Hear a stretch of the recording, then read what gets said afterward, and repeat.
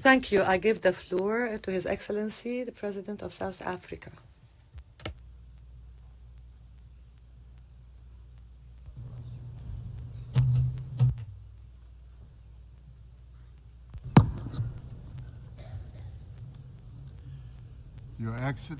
Your Excellencies, would like to thank France and the Kingdom of Saudi Arabia for convening this very crucial conference.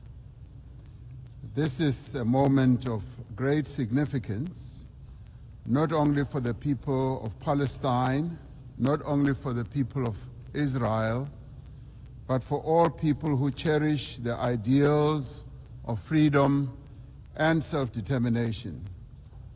Shortly after the United Nations was created, the General Assembly adopted Resolution 181, which recommended the creation of two states, Israel and Palestine.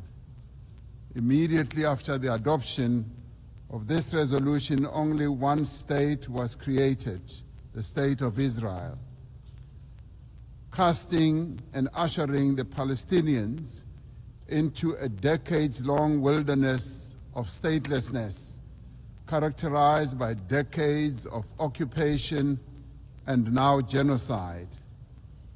I'd like to congratulate the President of France, President Macron, for today announcing a very bold decision to support the long overdue creation and the recognition of the sovereign state of Palestine.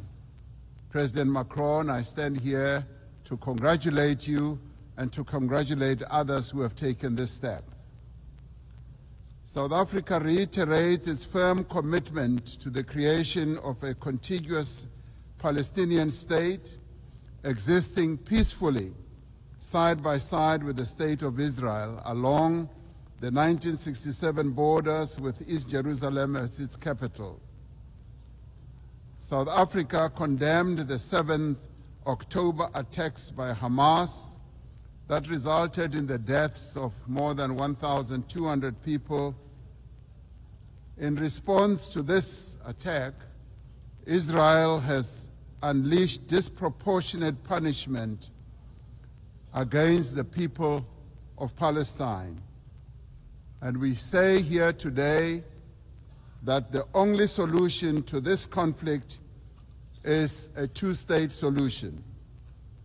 The viability of a two-state solution depends on full and universal respect for international law. All states, including the State of Israel, must comply with the collective obligations under international law. As the UN marks the 80th anniversary, we call on all member states to recognize Palestine and to act in solidarity with its people. To restore the prospects of a two-state solution, we call, firstly, for global recognition of Palestine and its sovereignty and territorial integrity. Secondly, the immediate ceasefire and an end to the genocide and the release of hostages by Hamas and prisoners by Israel.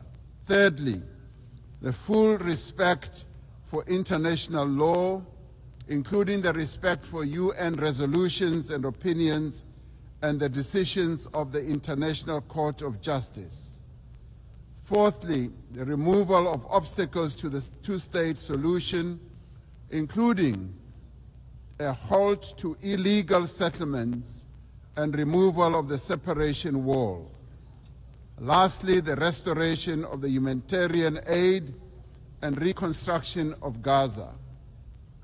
This is a conflict that has gone on for almost as long as the United Nations has existed. And we say that as the international community, this conflict must end now, and we as the international community must act now also in unison. We must now work together to achieve a just and peaceful and lasting solution. I would like to welcome the demonstrable groundswell of support for the establishment of the much-awaited state of Palestine by 142 nations.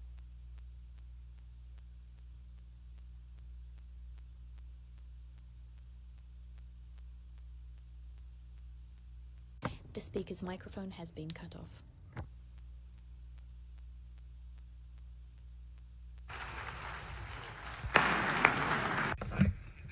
The President of South Africa. والآن أعطي الكلمة. I now give the floor to His Excellency President of Angola.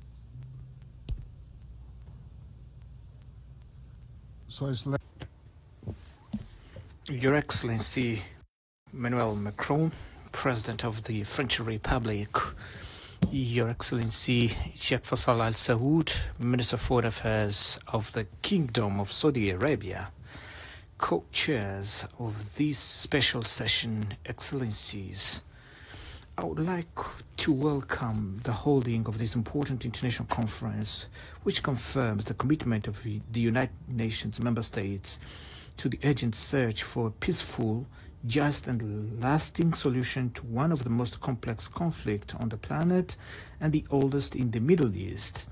A special mention should be made to the French Republic and the Kingdom of Saudi Arabia, which have committed themselves very firmly and tirelessly in conducting this initiative. His Excellencies, in the context of this meeting, the New York Political Declaration on Peaceful Resolution of the Issue of Palestine and the implementation of the two-state solution adopted on September 12 this year by the United Nations General Assembly assumes unquestionable relevance, as it demonstrated that there is an increasingly growing international consensus on the need to end the war in Gaza based on the effective implementation of the two-state solution. This conflict, which lasted for decades and has an unusual level of violence, will not be resolved, as all evidence show, by resorting to weapons, no matter how sophisticated they may be. The international community, which is increasingly aware of this fact, must use urgently all means at its disposal to convince the belligerents that the only way out of this situation is through dialogue,